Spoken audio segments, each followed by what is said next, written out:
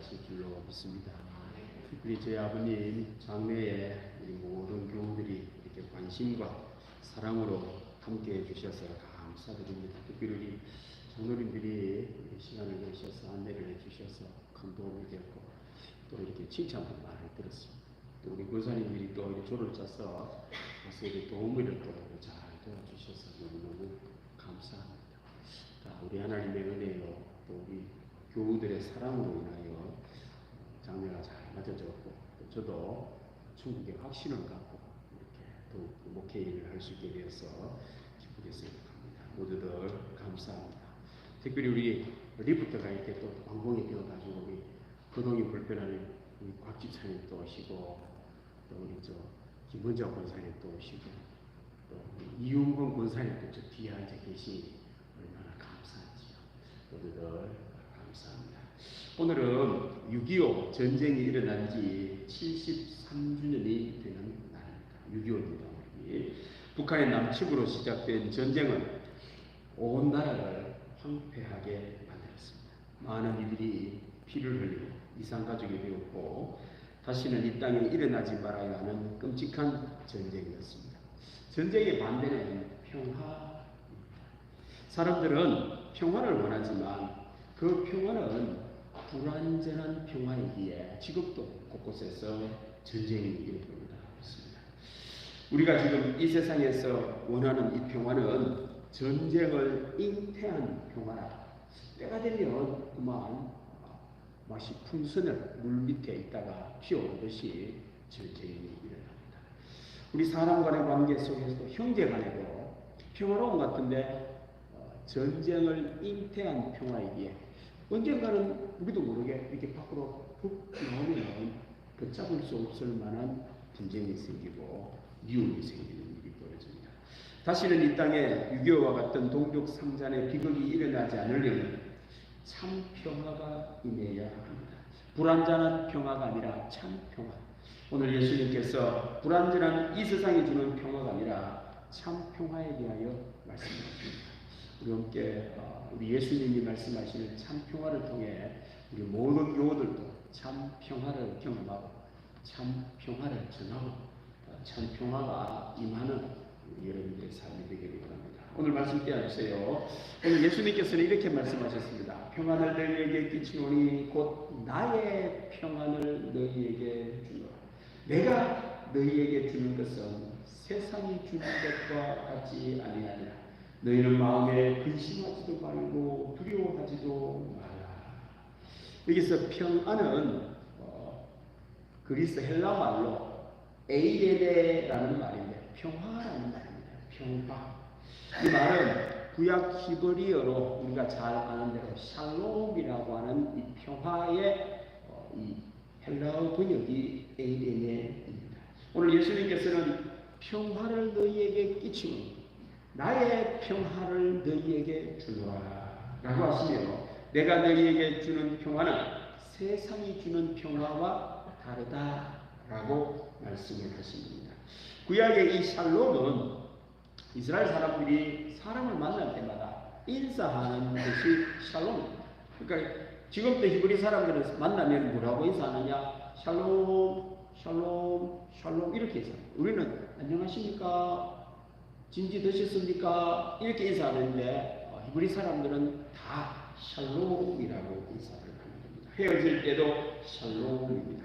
이 샬롬은 우리가 생각하는 평화의 뜻 넘어 축복의 의미가 담겨 있다고 합니다. 내가 샬롬 할 때 이 사람에게 하나님 샬롬의 복이 임하기를 원합니다. 이런 뜻이 담겨 있다고 합니다. 우리 한번 해봅시다. 옆 사람하고 샬롬 한번 인사해 보시기 바랍니다. 예, 샬롬이라는 말은 예, 당신에게 샬롬의 복이 임하기를 이런 뜻이 들어있다고 합니다. 이 샬롬은 이스라엘 사람들은 하나님이 임재하셔서 하나님의 임재하신 결과로 나타나는 평화라는 뜻이 나옵니다. 사람이 노력해서 얻는 평화가 아니고 하나님이 함께 하심으로 하나님이 주시는 평화가 샬롬이라는 평화입니다. 하나님이 함께하는 평화를 누리세요라는 그런 뜻이죠.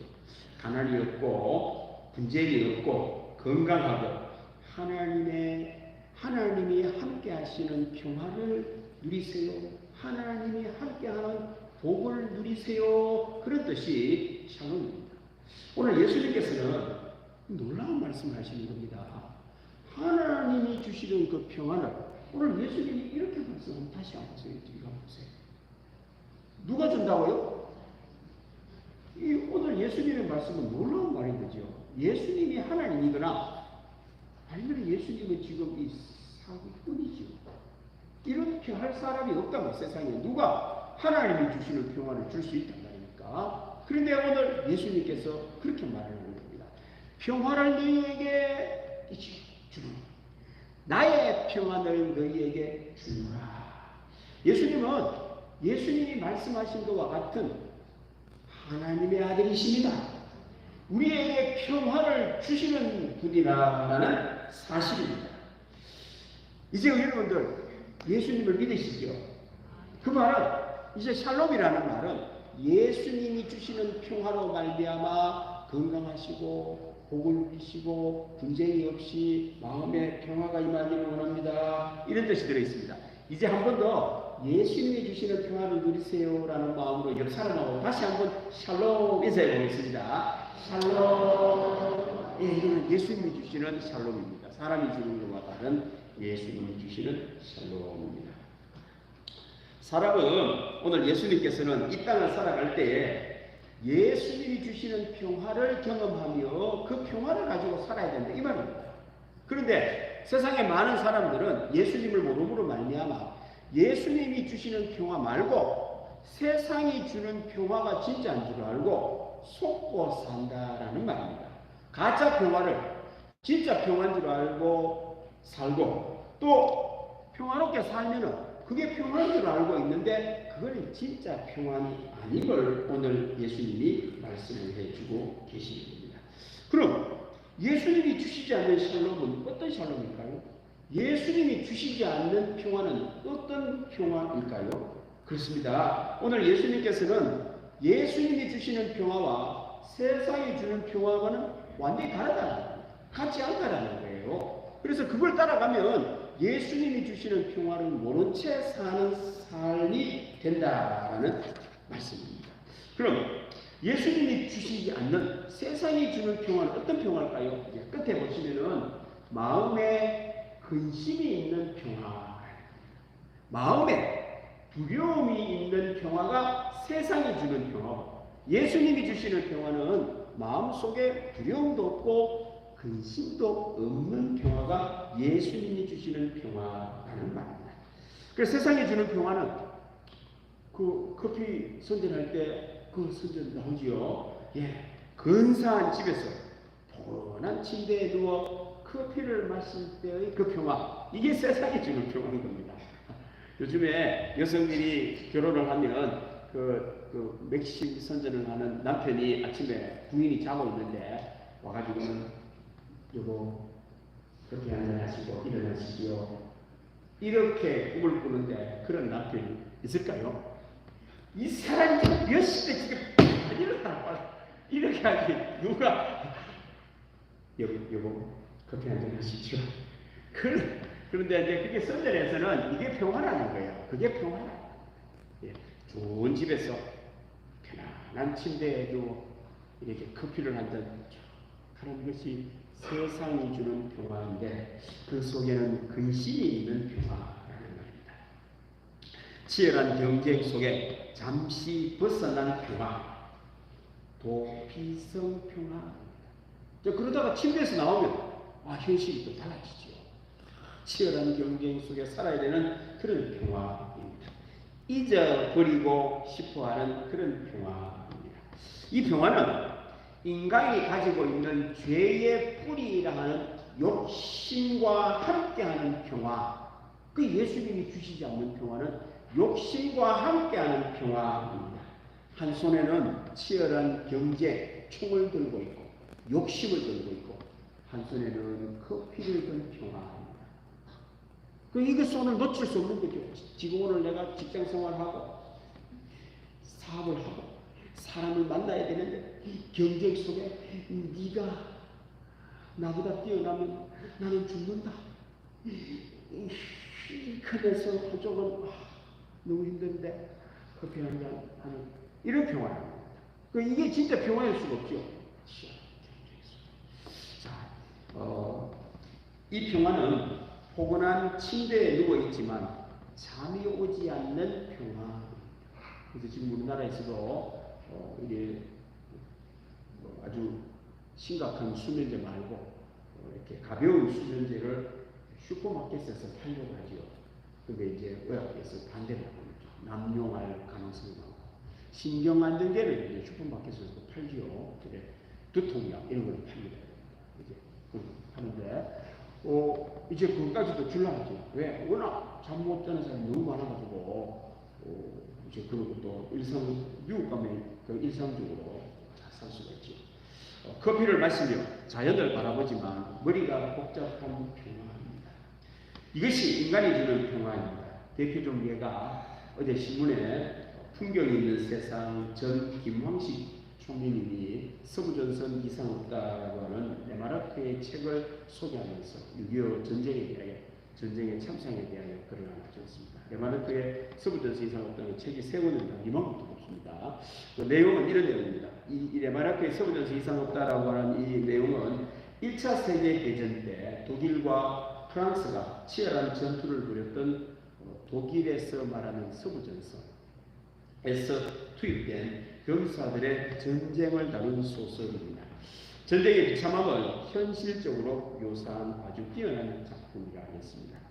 주인공은 맹목적인 애국심을 강조하며 입대를 선동하는 선생님의 영향을 파울 보이머라고 하는 주인공이 입대를 합니다. 학생인데 고등학생인데 우리로 말하자면 근데 이 파울만 입대하는 것이 아니고 친구들 다 같이 이 전선에 지금 많은 젊은이들이 죽어가니 군인이 필요하다. 애국을 위하여 참여해야 된다라고 하여 20살도 안 된 학도병들이 전쟁에 들어가서 거기서 벌어지는 이야기들을 다루고 있습니다. 그들은 죽지 않기 위해 적군을 죽일 수밖에 없었습니다. 안 죽으려고 프랑스 사람들을 총으로 쏘아 죽여야만 하는 그런 현실 속에 살았습니다. 처음에는 자신이 죽인 적군의 시체 앞에서 고뇌를 합니다. 그러고는 미안해야 합니다. 시체를 보고 평소 그냥 미안하다. 내가 원하지도 않았는데 이렇게 되었구나 하면서 전쟁을 벌입니다. 그런데 이게 하루, 이틀, 한 달, 두 달 사람을 죽이는 일이 일상이 되고 있어요.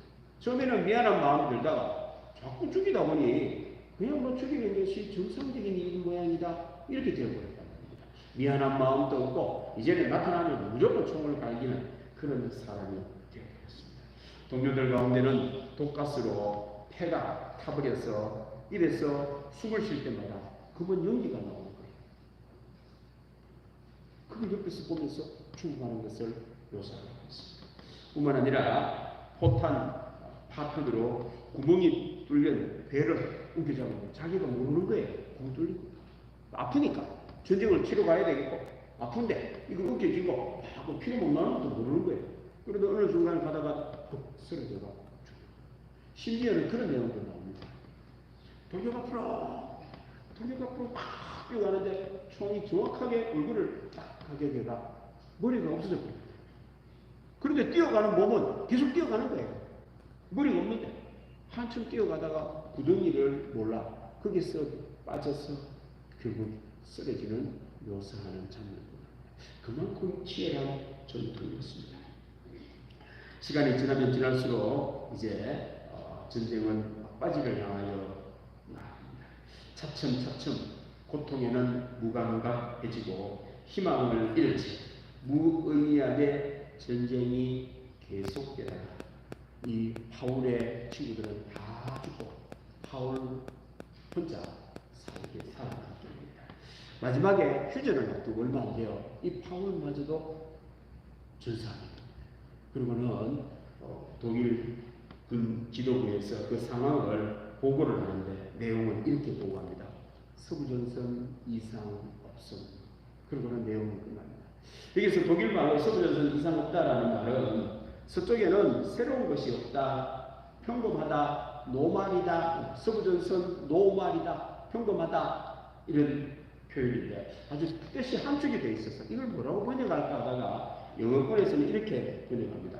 서부전선 모든 것이 고요하다. 일본에서는 이것을 번역하면서 아주 고민을 하다가 우리나라 일본 사람을 따왔습니다. 서부전선 이상 없음을 따왔습니다. 독일의 원제목은 사람이 그렇게 죽어갔는데 서부전선은 일상과 같이 노말한 상태다라고 보고를 합니다. 제1차 세계대전의 서부전선은 전쟁으로 인하여 한쪽이 무슨 100km를 점령을 해가 승리했다 내용이 안 그래요. 1차 전선은 그렇지 않았다고 합니다. 고착되어 참호전을 펼쳤는데 고작 200m 왔다 갔다 하려고 무려 젊은이들이 300만 명이 죽었다. 그 완전히 사람 죽이기 위하여 전쟁 분위기를 조금 뺏었다가 또 조금 물렸다. 이걸 몇 년 동안 반복을 하는데 무려 죽은 젊은이들만 300만 명이 되었다. 우리가 사는 세상은 바로 이렇게 몇몇의 땅을 얻기 위해 사람이 그렇게 죽어가는데 서부전선은 이상이 없다. 이게 노말이다. 평범한 상태라고 말을 하는 것이 우리의 삶이라는 겁니다. 지금도 사람들은 치열한 경쟁 속에 서부전선 노말이다. 평범하다라고 말을 합니다. 죄, 욕심으로 끝없는 포성 없는 전쟁 속에 사람들은 지금 서부전선 이상 없다는 거예요. 내 인생 이상 없어. 내 것은 평범해. 내 인생 노말이야. 뭘 얻으려고? 명품의 땅을 얻으려고. 이것이 세상이 주는 평화라는 겁니다. 예수님께서는 오늘 한 손에는 욕심을 갖고 한 손에 커피를 들고 있는 우리 삶 속의 평화에 이상이 있다는 거예요. 서부전선에 이상이 있다는 거예요. 우리 인생에 이상이 있다는 거예요. 그게 진짜 평화가 아니라고 오늘 예수님께서 우리들에게 말씀하신 겁니다. 오늘 이 말씀을 믿는 여러분들 되기를 바랍니다. 세상이 주는 평화 말고 예수님이 주시는 평화를 받아 누리는 여러분들 되시기를 바랍니다. 자, 그러면 예수님은 어떤 평화를 우리에게 주시기에 예수님께서는 이런 평화를 말씀할까요? 두려움도 없고 근심도 없는 평화, 참 평화 무엇일까요? 그런 말씀 보십시다. 오늘 이 말씀 앞에는 이 말씀이 나옵니다. 자, 오늘 예수님이 주시는 평화는 성령이 함께하는 평화를 예수님께서 말씀하십니다. 내가 아직 너희와 함께 있어서 이 말을 너희에게 하였거니와 보혜사 곧 아버지께서 내 이름으로 보내실 성령 그가 너희에게 모든 것을 가르치고 내가 너희에게 말한 모든 것을 생각나게 하리라.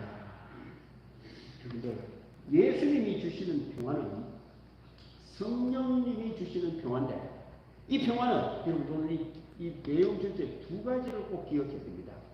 가르침이라는 말과 생각이라는 말. 성령 없는 몸, 인간이 살아가는데 성령 없는 사람은 이 두 가지를 멀리하는 거예요.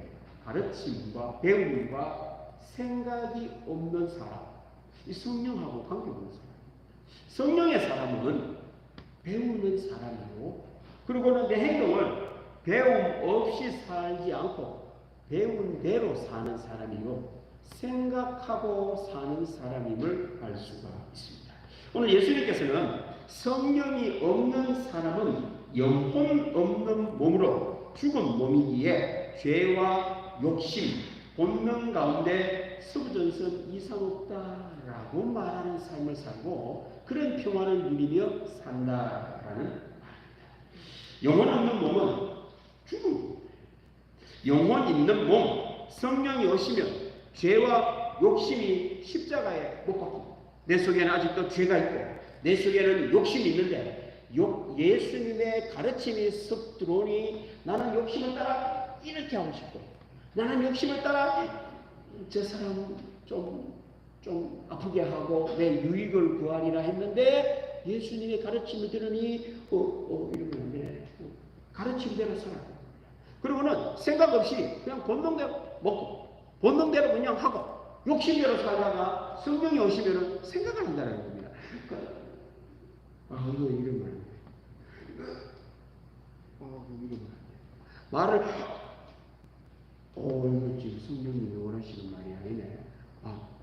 예수님이 이렇게 안 가르쳤지. 이렇게 생각을 하는. 그런데 성령이 없고 영혼이 없는 사람은 말에 생각이 없어요. 그런데 혹시 여러분들이 사람을 대하다가 누군가가 나에게 진짜 생각 없이 말을 내가 상처를 주잖아요. 상처를 받지 마세요. 그 사람이 지금 어떤 상태라고요? 영혼 없는 몸이네. 그래, 그 사람이 지금 생각 없이 말을 하는 거는 그 사람이 지금 영혼이 없어가지고 주는 말을 하는 거예요. 참 평안을 몰라가지고 남을 아프게 하면 자기가 잘 됐다고 생각하는 이 어리석은 해야 합니다. 그렇습니다. 예수님이 주시는 평안을 누리는 여러분들 되기를 바랍니다. 이 영혼이 영이 성령이 없는 오늘 예수님의 이런 말씀은 성령이 오시면 죄와 욕심이 십자가에 못 박힙니다. 다른 말로 죄와 욕심보다 더 중요하고 가치 있는 것이 생긴다라는 말입니다. 성령이 임하지 않으면 욕심을 최고의 가치로 여기게 돼요. 내가 돈을 하고 싶은 걸 해야 돼. 이걸 최고의 가치로 둔다.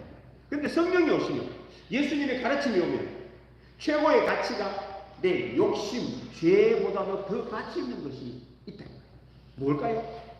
여러분들, 예수님은 욕심보다도 더 가치 있는 분이다. 예수님이 주시는 말씀은 세상의 어떤 것보다도 더 능력 있는 말씀입니다. 반면에 예수님을 모르며 성령이 오지 않으면 최고의 가치를 내 욕심에다 두대. 내가 하고 싶은 거, 이걸 최고의 가치로 두다 보니 영도 없고 사람을 아프게도 하고 사람을 그렇게 죽이는데도 불구하고 속으로서 이상하다. 한쪽에는 사람 죽이는 걸 들고 앉았고 한쪽에는 그래도 이걸 좀 안 했으면 싶은 마음으로 갖고 커피를 한잔 하는데 평화가 없는, 잠시 피해서 살려고 하는 평화 속에 사는 인간이 될 수밖에 없다는 겁니다. 욕심은 내가 원하는 것을 향하는 것을 말합니다. 여러분들, 세상에 서구전선에 이상이 있는데도 그것을 일상이라고 말합니다. 노말이라고 말하는 것, 이게 하나님의 영이 없는, 예수님이 계시지 않는 평화입니다. 근심이 있습니다. 두려움이 있는 평화를 평화로 여깁니다. 오늘 예수님께서는 우리들에게 성령을 보내십니다. 예수님께서 말씀하십니다. 참 평화를 주십니다. 이제는 여러분들 욕심보다 더 가치 있는 분을 보여야 돼요. 누가 더 가치 있죠? 그렇습니다. 예수님은 우리의 주님이십니다. 세상의 어떤 사람들보다도 그 가치 있는 분으로 여길 때에 성령님께서는 역사를 하시고 여러분들은 참 평화로운 삶을 살게 될 줄로 믿습니다. 이렇게 되질 않으면요, 예수님 믿지 않으면요, 모든 종교 사상, 모든 것은 다 욕심을 최고의 가치로 여기고 산다는 겁니다. 이제 우리 성도는 세상을 따라가지 말고 예수님을 따라가야 됩니다. 예수님 이렇게 말씀하십니다. 그 다음 말씀 보십시다. 이후에는 내가 너희가 말을 많이 하지 아니하리니 이 세상에 임금이 오겠습니다. 이제 예수님이 십자가에 돌아가시는 걸 말합니다. 세상 임금이 와가 예수님이 죽게 된다라는 그 말씀. 그러나 그는 내게 관계할 것이 없으니, 그러니까 세상의 임금은 예수님하고는 아무 상관없는 임금이다라는 그 말입니다. 우리 사람들은 예수님이 주시는 평화를 누리고 살아야 되는데 예수님이 주시는 평화가 없는 사람은 이 세상의 임금, 그 임금을 따라가요. 욕심의 임금, 죄의 임금, 예수님을 죽이는 임금을 따른다라는 말입니다. 마귀, 악한 영의 예수님과 관계없는 왕입니다. 여러분들, 그런 가치를 갖고 살면 돼. 오늘 예수님께서는 예수님을 왕으로 모시기를 원합니다. 여러분들의 삶 속에 누가 왕이기를 원한다고요? 예수님이 왕이 되어야 된단 말입니다. 이렇게 되지 않으면 이 마귀가 왕이 돼요. 욕심이 왕이 돼요. 나를 지옥으로 이끄는 그게 왕이 되어 나를 내 하고 싶은 것을 하여 지옥을 향해 나아가고 저주를 향해 가고 사람을 평화가 없는 땅으로 간다는. 그러면서 예수님께서 오늘 세 가지를 31절 말씀에 이렇게 하나님의 영이 임해가 예수님의 평안을 누리고 사는 사람은 이렇게 하라라고 가르칩니다. 오직 내가 아버지를 사랑하는 것. 여러분들 사랑하고 살아야 됩니다. 뭐하고 살아야 된다고요? 그 사랑이란 남녀간의 사랑이 아닙니다. 사랑이란 살리는 것을 말해요. 이 세상에는 참 사랑이, 어머니의 사랑이 참 사랑이라고 그러지. 그 어머니가 애를 키울 때 어떻게 키울까요? 죽이기 위하여 키울까요? 살리기 위하여 키울까요? 살리는데도 그냥 살리지 않죠. 어머니가 희생을 하면서까지도 살릴까요? 아니면 적당하게 하고 내 살기 위하여 아가 죽든 말든 내버려 둘까요? 요즘에 그런 산모들이 있더라고요. 그 사랑이 아니죠. 사랑이란 살리는 것을 말합니다. 오늘 예수님께서는 예수님을 따르고 참 평화를 누리고 사는 사람 뭐하고 살기를 원할까요? 사랑하고 살기를 원합니다. 여러분들 하나님을 사랑하는 여러분들 되기를 바랍니다. 그 표시가 예배예요. 예배를 빠지면 안 돼요. 예배는 하나님을 사랑하는 표시입니다. 하나님을 사랑하는 여러분들 되기를 바랍니다. 그리고 하나님만 사랑하는 게 아니라 이것을 하나님처럼 사랑하면 돼요. 이게 참 평화가 임하는 길이라는 겁니다. 두 번째는 예수님께서는 아버지께서 명하신 대로 행하는 것을 세상에 알게 하려 함. 이게 예수님의 목적입니다. 그렇습니다. 아버지께서 명하시는 말씀대로 행하는 것을 오늘 예수님께서는 원하신다라는 그 말씀입니다. 그렇습니다. 예수 믿는 사람이 참 평화를 원하면 배워야 돼요. 어떻게 해야 된다고요? 배워야 돼요. 앞으로 여러분들 우리 사회는 어떤 사회냐면 옛날에는 몸으로 돈을 버는 시대였어요. 그건 끝난 지 오래전에 끝났어요. 신라시대 때 끝났어요.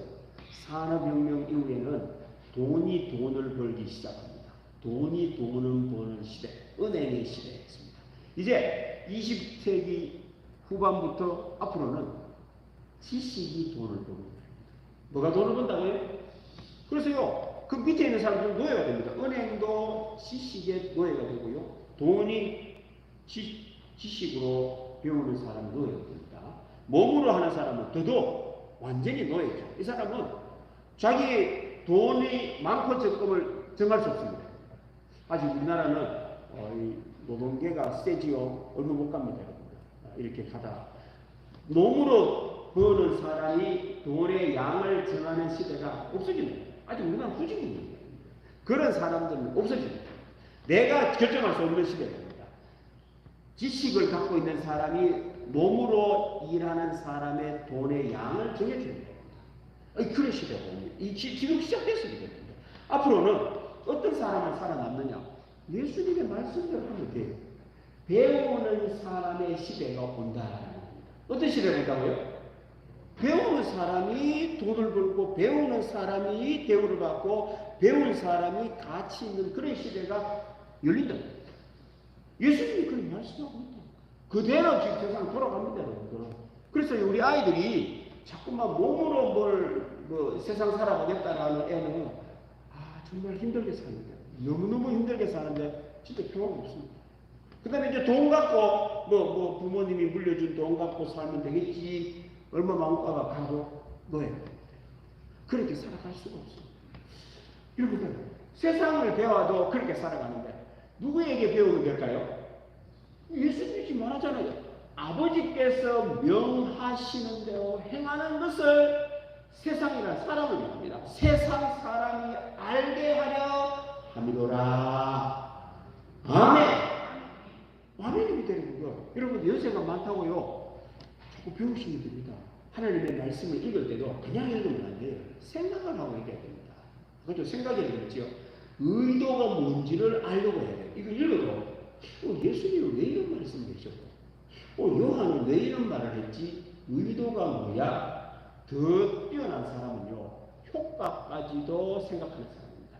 이것을 하면 어떤 효과가 있을까? 그러니까 이제 글을 읽을 때 세 가지가 있는 거예요. 아무 생각 없이 읽는 사람, 의도를 알려고 읽는 사람, 효과까지도 알고 읽는 사람. 지금 유대인들은 효과까지도 알고 글을 읽는 사람이기 때문에 세상을 읽고, 우리나라는 지금 생각이 좀 없어요. 의도도 몰라. 요즘에 지금 대통령이 지금 수능 때문에 지금 난리가 났지요. 그게 의도를 파악하라 이 말입니다. 원래 그 지금 출제하는 사람들의 의도가 그런 데서 들어있어요. 근데 그런 걸 모르니 무조건 외우고 답을 쓸 수가 없어요. 애들이 지금 뭐 킬러 문항이라고 해가 사람 잡는 걸로 돼 있죠. 아이들이 어릴 때부터 글을 읽는데 익숙해지면 그 읽으면서 모든 문제는요, 문제의 답이 다 있습니다. 문제의 답이 다 있습니다. 의도를 알고 효과를 알면 답을 찾을 수 있는데 모른다. 자, 누구에게 배우면 됩니까? 그렇습니다, 여러분들. 이제 앞으로는 교회 다녀야 미래가 열리게 됩니다. 하나님의 말씀을 효과를 알고 의도를 알고 읽고 순종하는 사람에게는 그 길이 평화의 길, 천국의 대로가 열리는 은혜가 있을 줄로 믿습니다. 우리 아이들도 그래서 예수님한테 와가지고 이제 자기 애들 어릴 때부터 있잖아요. 그런 훈련을 시켜줘야 됩니다. 의도가 뭔지를 글을 읽으면서도 의도가 뭔지를 찾아라는 그러려면 뜻을 정확하게 알아야 돼요. 사전에 찾아가면서 어릴 때는 좀 그래 공부를 하는 힘들게 해야 됩니다. 나이가 들면 안 찾아도 되죠. 또 앞뒤에 문맥 보면 하니까. 그 다음에 효과까지도 아는 거예요. 이렇게 됐을 때 어떤 결과가 나타날까까지도 아는 사람. 이렇게 되면 야는요, 가만히도 지가 알아서 다 해요. 왜? 재미가 있다니까요. 앞으로는 그런 시대. 그리고 세 번째는 우리가 더 좋은 것은 세상이 알게 하려 함이로다. 이렇게 살리는 거, 참 평화, 예수님을 믿는 거, 이걸 알려주는 말입니다. 몰라가지고 욕망대로 생각 없이 이렇게 지옥 가는 삶이 아니고 비참한 삶을 사는 게 아니고 사람들은 그렇게 살지 말고 예수님께가 평화가 온다. 하나님의 말씀대로 평화가 온다. 알리기를 원하신다라는 그 말씀입니다. 오늘 예배드리는 사랑하는 성도 여러분, 세상은 예수님이 없는 평화를 말하려 합니다. 개개인들이 예수님이 없는 평화를 꿈을 꿉니다. 없습니다. 그런 근심, 두려움, 죄와 욕심이 있는 평화, 그런 평화는 없습니다. 전쟁이 일상이 되어버리고 서부전선 이상 없다라고 말하는 평화입니다. 우리 성도는 예수님 안에서 성령님이 주시는 평화를 누릴 뿐만 아니라 예수님을 사랑하고 그리고는 예수님의 말씀대로 순종하고 이웃에게 예수님의 사랑을 전하고 살아가는 여러분들 되시기를 기도하겠습니다. 하나님 아버지 감사합니다. 참 평화가 아님에도 불구하고 참 평화를 몰라 서부전선 내 인생 이상이 없다라고 말을 하면서 합니다. 오늘 우리 본문에 속한 믿음의 경우들 모두가 예수님 안에서 참 평화를 누리며 살게 하여 주옵소서. 감사드리며 예수님의 이름으로 기도드립니다. 아멘. 412장 찬양했습니다.